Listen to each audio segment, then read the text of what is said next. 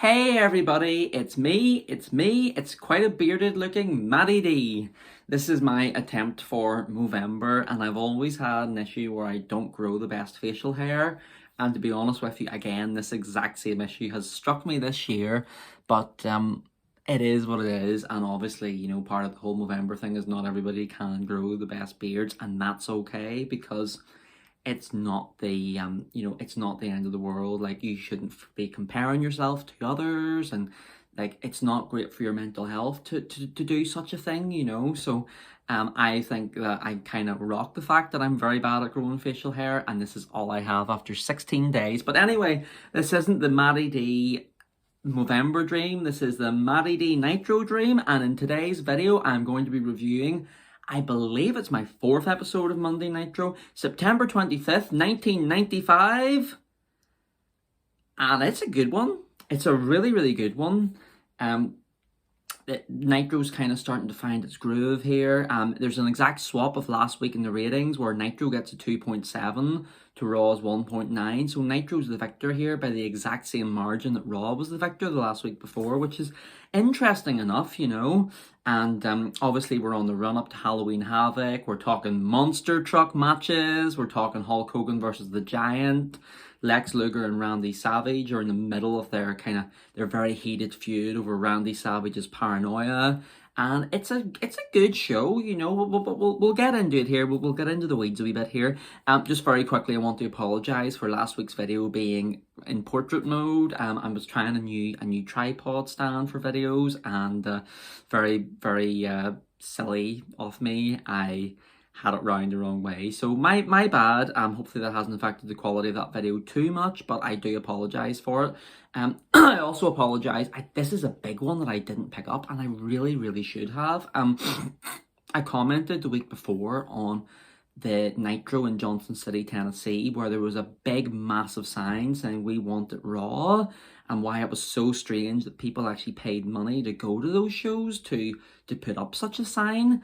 The reason behind it was there were actually people sent by Jim Cornette and fans of Smoky Mountain Wrestling, because they felt like Eric Bischoff was kind of infringing on their business a bit in Tennessee. There's a lot of he said between Eric Bischoff and Jim Cornette over the last few years about this exact issue. And I something that probably falls down more in the middle. Cornette felt like Eric Bischoff was squashing business in Tennessee. Eric Bischoff believed that business didn't matter over in Smoky Mountain Wrestling, and WCW was gonna steamroll the competition anyway, so he really didn't care about Smoky Mountain Wrestling. So like I say, it probably falls somewhere between the middle, but I just wanted to add that because obviously that sign, it was on table for 3 when Eric Bischoff and Jim Cornette and Michael Hayes were together. So it is a really important note in wrestling history, and quite interesting to see. So that explains the "We Want It Raw" sign. But anyway, something else I also want to apologize for as I get into the review here is it starts off with Mongo being so excited with Pepe for Monday Nitro. Bobby called Pepe a tarantula, and Mongo says that Bobby's just jealous because he wishes he could ride Pepe, whatever that means, because Pepe's so small. It's not like Pepe's a horse. That will be later on in our Nitro reviews, actually.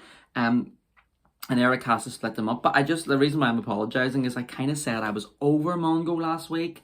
I didn't like Mongo anymore. His commentary was awful, and it probably was last week. But the thing is, whenever it comes to Mongo, his enthusiasm for everything is so palpable. He's just happy to be there. He clearly doesn't understand wrestling or know next to anything about it, but he's still learning, obviously, and just that enthusiasm. I like in my job, sometimes I manage people, and for me, the one thing that I always look for is for people to care and people to get excited. Like, you can forgive mistakes, you can forgive people doing the wrong thing, but you can't forgive a lack of excitement and intensity and just joy to be there, and Mongo really has that. He has that in the ring later on. I'm so looking forward to reviewing all of his matches and how amazing they are. But yeah, just that note that Mongo did not annoy me in this episode, and I kind of feel a bit bad for burning him so much. But next up It's the opener of Monday Nitro, and it's Alex Wright versus Disco Inferno, and it is Disco's debut, and I love Disco Inferno. I know that Glenn Gilberti, he's not everybody's cup of tea. I don't really know what he's like on the wrestling podcast scene and like in shoot interviews and things like that. And I kind of get the vibe that he's probably not the most popular person in the wrestling business. But at the same time, as a character, I think Disco Inferno is so good. Some people hate the character because they consider him to be very outdated, even by then standards. But I think that was the whole point. He was this outdated disco dancing fool, like his theme says he is. And I think, to hate him for his gimmick kind of says that he's doing a good job. And obviously he didn't draw big amounts of money or anything like that, but it always was a joy in the Nitros I watched to see him get absolutely beaten from pillar to post. But this isn't that sort of match. He's over as a heel. He's taken on Alex Wright, who always confuses me because I think he's a babyface, but from the way he wrestles, from what he does involving the Giant later on, but at the same time, like, that entrance theme is such go-away heat for me. It's horrible. It makes him look like such a smug, like, Euro trash kind of vibe, from back then. Like, it just seems to me, why on earth would you be trying to get this guy over as a babyface and have him use that entrance theme? He hits the double drop kick from the top rope onto Disco Inferno's back. He kind of gets on top of Disco for a while. He's very fluid in the ring. Glenn Gilberti his trousers have "shake your booty" on it, which is just wow. I mean, this precedes the Booty Man as well, which is quite interesting. He kind of gets into the match a bit more, Disco Inferno, but just whenever he's gaining a bit of momentum, from out of nowhere, Alex Wright hits a backslide, and 1, 2, 3, Disco Inferno is beaten in his Nitro debut. I think that he won on his debut on WCW Saturday Night, but he's already losing here, and let's be honest, Alex Wright needed to win more, I suppose. He really did. So 4 out of 10 for that match. There wasn't much to it. It wasn't the quickest match in the world. It certainly wasn't the best opening from a show that perfected wrestling openings. It was just kind of middle of the road, to be honest with you. So next we have a segment with Hulk Hogan, and he's back live on Video Link, and he's got a neck brace on. Jimmy Hart's there as well, and he says that Hulk Hogan, he hasn't missed a workout. He's ready to take on the Giant. Hulk's getting angry, and says he's ready to rip his neck brace off, and Jimmy's like, "No, Hulkster, you can't do it. Don't do it, Hulkster. It's not worth it. Come on, calm down, baby." And he keeps calling Hulk the Giant, the Big Show, a big stinky giant, which sounds so outdated, and it's no wonder the crowd's starting to turn on Hulk Hogan by this stage, because it just comes across as so corny and so, why on earth would I cheer for this guy?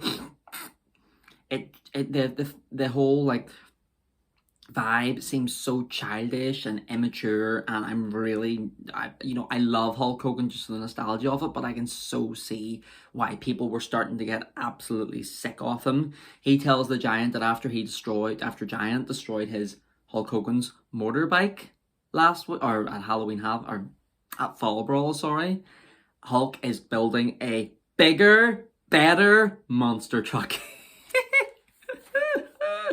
So obviously, this is going to lead to the big Halloween Havoc monster truck match, and then their actual match, and Hulk says that himself. It's a very good segment, and I haven't seen the monster truck match. I might watch it just for some context in these Nitro reviews, but I am very excited to see this match, because it sounds fun, doesn't it? Two big monster trucks taking each other on. It sounds corny, but in the right way, in the way that you kind of want to buy that pay-per-view to see what happens, even if you know it's probably not going to be great. So Hulk Hogan versus the Giant, it's going to be a match, and it's going to be a monster truck battle, and it's in Detroit as well, which is Motor City, so it all has such a good vibe to it. There's a segment here where Randy Savage tells us to snap into a Slim Jim again. He's bench pressing a very obvious mannequin. I think it's supposed to be a mannequin of a guy, but it kind of just looks like a lady, like one of those. I don't know if I can say this on YouTube. One of those dolls, one of those real life dolls that people use for things. It sounds like that to me. It's such an, or it looks like that to me. It's such an obvious fake though. When Randy Savage drops it, he's doing the shoulder press with this fake mannequin, and then the next thing he just drops it, and he tells us all to snap into a Slim Jim. Boy, I love Randy Savage. I really, really do. Me speaking of which, Mean Gene Okerlund, he's in the ring and he's recapping Lex Luger and Macho Man from last week. And Randy Savage is out there and he's calling out Lex with all the intensity and paranoia and intent. I just used that word. All the paranoia and intensity and energy that we always get from Randy Savage. It's so entertaining to see. It really is. He wants Lex Luger, basically. He really, really wants him, and he's pissed off about that sucker punch that Randy Savage was given by Lex Luger at Fall Brawl, which I don't think was supposed to be intentional from Lex Luger, but Lexi comes out, he's sick of Macho Man, lacking respect, and he challenges Randy Savage to a match on Nitro next week. And Randy, he says he's not scared, he'll take him on anywhere, and it's kind of confirmed. Randy versus Lex next week. Lex says that he has something to prove here, and he's so convinced that he will not lose to Randy Savage that he is putting his career on the line in this match next week, which is absolutely insane. This is going to be a huge match. I'm really excited to see it. I'm such a big Lex Luger mark. I think he's so underrated for the time. I don't think he gets much credit, which is something he fully deserves to me. So this is going to be a really good match, and we get to see a bit more of the build-up later on for this. So there's some Halloween Havoc hype. There's like kind of machine versus machine, monster trucks driving around. It looks very corny and very outdated, but I'm sure back then the kids were excited to see this, even if whenever it actually happened, they were like, oh my goodness, this isn't great. But I like the seg. I like the whole monster truck build. I can't criticize it, to be honest with you, because it's just such a joy to watch now. I can't explain how much I laughed when Hulk Hogan said he was getting a bigger and better monster truck, especially since I don't think it actually does end up being bigger or better. But anyway, it's Kurosawa versus Sergeant Craig Pitman next. Kurosawa's entrance is spooky and mysterious. I love his look. He I feel bad for not remembering his name last week. It was just something that I wasn't aware who Kurosawa was, but now I'm certainly paying attention to him. Eric Bischoff makes him sound already like an absolute killer because he tells everybody that Kurosawa took out Road War Animal. He injured his arm badly in Japan. And the only weird thing about Kurosawa is him coming out with Colonel Rob Parker, because I guess just back then, everybody needed a manager, whether it was Jimmy Hart or Robert Parker or Sensational Sherry. Managers galore was going around, and it's kind of funny because we really do miss the manager concept nowadays, but back then it was almost too overbloated and almost too insane. So it's a bit of an odd pairing here. I just wonder what I'm saying here. Oh yes. Mongo says that Kurosawa looks like he's ready to maul drag anybody, and like anybody out there, and Bobby questions what maul drag means. I don't know if that's just something that doesn't exist at all, and Bobby was taking the mick out of him, but Mongo says that if he wants, he can show Bobby after the show what a maul drag is, and Bobby, the Brian Heenan, just completely matter-of-factly says, no thank you.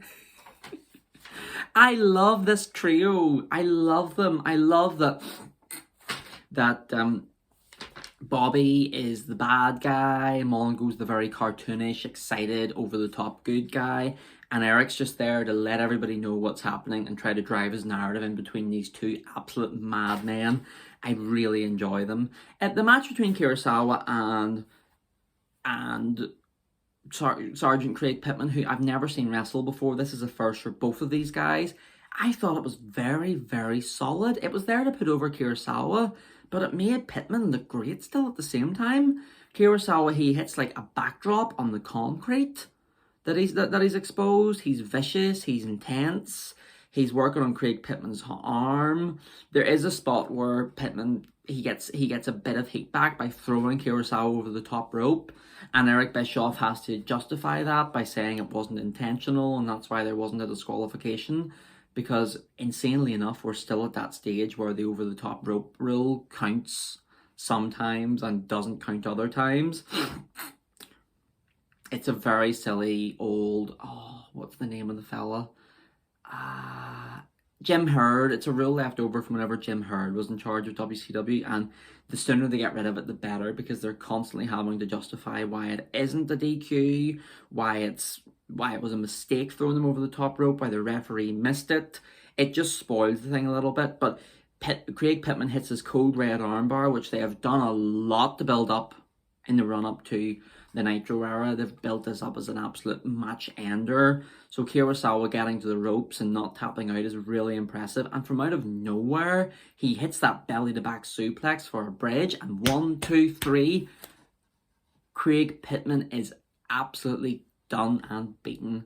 So that is a really good match. You know, Pittman was dominated and Kurosawa looked so strong, but despite getting his back whacked against the concrete, despite being hit so many times, Craig Pittman still kept fighting. And I enjoyed the match so much I gave it a 7 out of 10. I really enjoyed it. It was surprisingly a great match, which I wasn't expecting from two people I'd never seen wrestle before. We'll have Brian Pillman and Arn Anderson in the ring after the break. Pillman's heel character is completed now. He cuts a harsh promo on Flair, acting very tough and very arrogant, despite the fact Flair beat him last week quite convincingly. Arn tells Ric Flair that he's better than him and that Flair is so unpopular he can't get a partner. So they're building up a thing where Arn and Brian Pillman, he's done with Flying Brian. He is completely in full heel mode now. You can see he's starting to get a bit crazy and intense with his promos. And he's at the stage where he's getting to the Brian Pillman we all know and love. There's supposed to be a tag match coming up soon with Flair and a random partner versus Brian Pillman and Arn Anderson, and nobody will touch Ric Flair with a barge pole. Arn points out the fact that Flair hit Randy Savage's dad, so he won't work with him. Sting won't work with Ric Flair because Ric Flair almost crippled him. You know, it's really funny stuff that makes me smile in wrestling when people eventually do end up teaming up with others that they've done very bad things to in the past. There's some footage again of the Taskmaster attacking Randy Savage on the Baywatch set when Randy's doing his bench press, and it's a really good segment. I think it's absolutely brilliant for getting us some context here, and it's a great segment for making the Taskmaster and Randy seem like they should be mortal enemies now, because that was brutal. And anybody who's ever worked out or done the bench press before knows how much trust you need to have in your spotting partner, because things can go wrong very quickly. So Kevin Sullivan, he went for the jugular literally this time, and there's a lot of excitement for this match coming up now.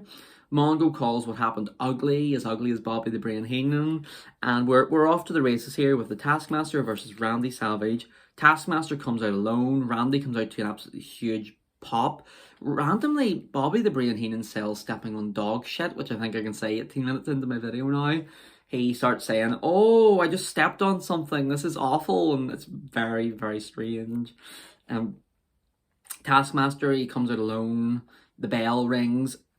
All of a sudden, from nowhere, there's the Zodiac comes out and he's arguing with Kevin Sullivan, but it's almost some sort of distraction, because Randy he chases Taskmaster around, interrupting the argument. There's an argument between Zodiac and Taskmaster, and whenever he's finished chasing him around a wee bit, Zodiac pops up and attacks Macho Man. He really takes out Randy Savage, and it gives Kevin Sullivan that chance to get the heat. Don't get me wrong, the Dungeon of Doom looks so silly here. The Zodiac looks ridiculous, and I know things are going to get even more ridiculous for him over the next while. The whole Dungeon of Doom thing, it fades away over the next year, I think, and thank goodness, because it just does not work at all. It's Taskmaster, he gets a lot of heat on Randy Savage. Savage kind of turns it round and he pulls Zodiac into the ring and starts attacking him. The referee is tries to get Randy Savage to leave Zodiac alone because Zodiac's not in the match, but Randy pushes the referee and there's talks of a fine. This is back whenever you can hurt the referee, but if you do, you are going to pay big time for it, whereas nowadays the referee gets hurt every other match and nothing ever happens from it.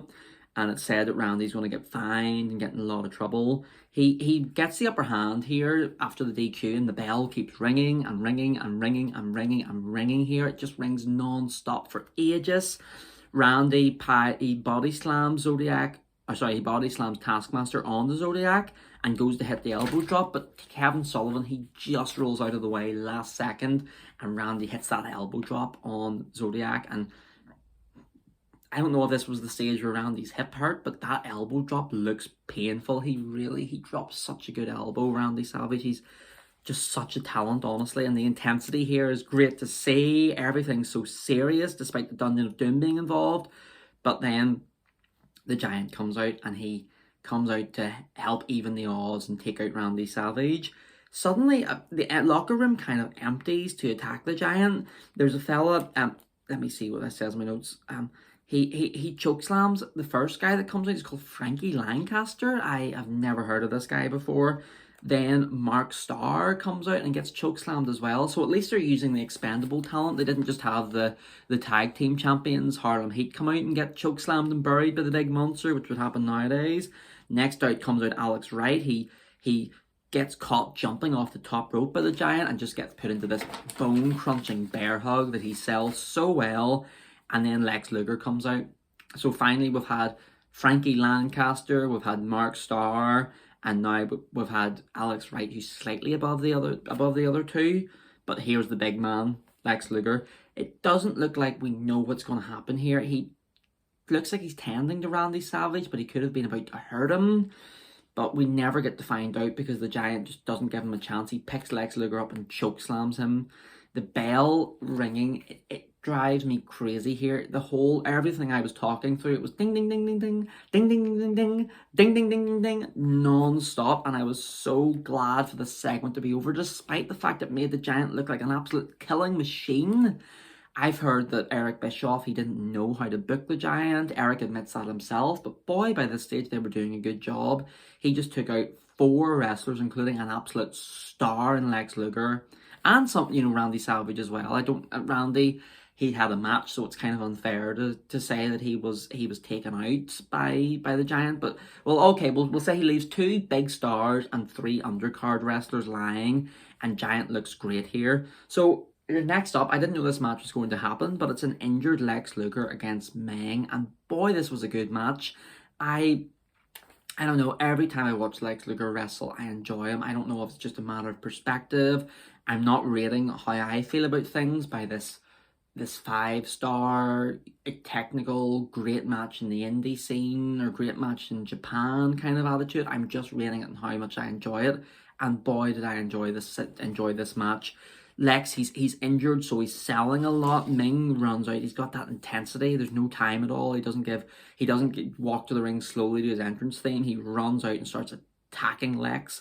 They cut injuring Meng getting the heat, which he gets a lot of during this match, to say that Hulk Hogan will be there in Denver next Monday to face the Giant after what he's seen the Giant do to the rest of the roster. Meng just hits offense for several minutes here. It's all Meng. I love the intensity of Meng. He's somebody I've heard lots of good things about how much of a tough guy he is, but from this match, I haven't seen much of him. I've seen a bit of him as Haku whenever he debuted at the Royal Rumble, but he's so intense and so good here, and he leads Lex Luger to a good match. He hits a suplex that Lex breaks out of because he's doing that selling job. He's selling everything, but he's breaking out. He's not giving up. He's not quitting against such an intense big monster in Meng, and Lex comes across so well to me here. Meng puts a sleeper on, and we see a spot that we do not see very often nowadays, where the referee lifts the arm, and if the arm drops 3 times, that means you're unconscious and you need to ring the bell. And the 3rd time, the arm goes, and it stops, and then the comeback happens, and it's perfect, and it is why I love wrestling from back then so dang much. He makes the comeback for a bit, but Meng hits a gut-wrench suplex and then another sleeper, and things are so bad. Mongo says he's banned the horns from Pepe. Pepe, I'm assuming, was here just to give Mongo a bit of a hook, something to kind of to talk about, I suppose, to make things more entertaining, because Pepe is so random. It's such a strange aspect of commentary, but it makes me giggle. So it's so serious. Mongo says he's banned the horns now. Meng, he spikes Lex. I think it's a spike, but really it's just like a kind of thumb to the neck. It's kind of like Omega's Samoa spike. The reason why I'm differentiating between the spikes here so much is because there's about to be a very different spike. Meng, he does that spike and hits a Samoan drop, but Lex hits a face buster when Meng's going off the top rope, which looks amazing. These two guys, everyone says that nobody knows them for their quality of match, really, but they're putting on a clinic here. They're telling such a good story. Lex is selling, Meng's on the offense, Lex is desperately doing anything he can to come back. He makes a comeback while he's selling the whole time, but then Meng goes into the corner. He grabs this golden spike, which is a foreign object. It's a weapon, and he hits the spike on Lex, and he actually wins 1, 2, 3, and I couldn't believe it. I assumed Lex was going to make the comeback here, but he doesn't. Meng wins, and wow, 8.5 out of 10. This is such a good match. I enjoyed it so much, and the crowd were into it. It was everything that people kind of enjoy in wrestling that they say that Lex Luger specifically, and to an extent Meng, don't have. So it was strange in that way. We'll have Eric. He asked Mongo to sum up what's happened in front of them, but he just says it stinks like Pepe's shit, basically. He says it stinks like what Pepe left under Bobby the Brain Heenan's shoe, and Brain is starting to wipe his shoe while Eric's building up next week that Hulk Hogan's going to be there, that we're going to see Randy Savage versus Lex Luger. And it's such a... I love this commentary team. Bobby the Brain Heenan is the best man ever. And Mongo gets such an unfair rep, including from me last week in commentary. His enthusiasm is fantastic. And it was such a great show. Probably my favourite Nitro so far. The intensity of Lex Luger versus Meng, the way Kurosawa was put over so well, the segments, the storytelling that Ric Flair can't find a partner, the building up to the monster truck match, even the opener with Disco Inferno and Alex Wright that wasn't particularly special, but it's noteworthy because it's Disco's big debut. So I thoroughly enjoyed this Nitro. I really, really did. And we'll get into next week when Hulk Hogan is back to take out the Giant, and I'm excited to see what happens there. So thank you very much, guys. It's been me, it's been Matty D, and I will see you all again after a while.